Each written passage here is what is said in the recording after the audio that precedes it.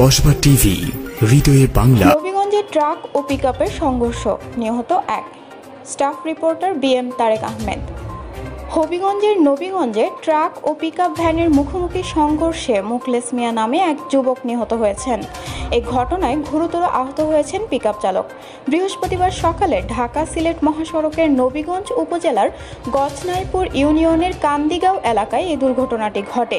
নিহত মুখলেস মিয়া নেত্রকোনা জেলার বাসিন্দা বলে জানা গেছে।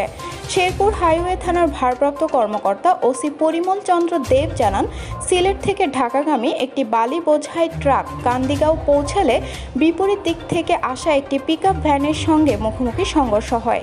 এতে ঘটনাস্থলেই পিকআপ ভ্যানের যাত্রী মুখলেস মিয়া নিহত হন এবং ভ্যান চালক গুরুতর আহত হয়। খবর পেয়ে শেরপুর হাইওয়ে থানার পুলিশ ও গোপলার বাজার তদন্ত কেন্দ্রের পুলিশ ঘটনাস্থলে পৌঁছে মরদেহ উদ্ধার করেন এবং মুমূর্ষ অবস্থায় আহত পিকআপ ভ্যান চালককে সিলেট ওসমানী মেডিকেল কলেজ হাসপাতালে পাঠায়। কসবা টিভির সংবাদের সাথে থাকার জন্য ধন্যবাদ জানাচ্ছি। পরবর্তী সংবাদ পেতে আমাদের চ্যানেলটি সাবস্ক্রাইব করে রাখুন।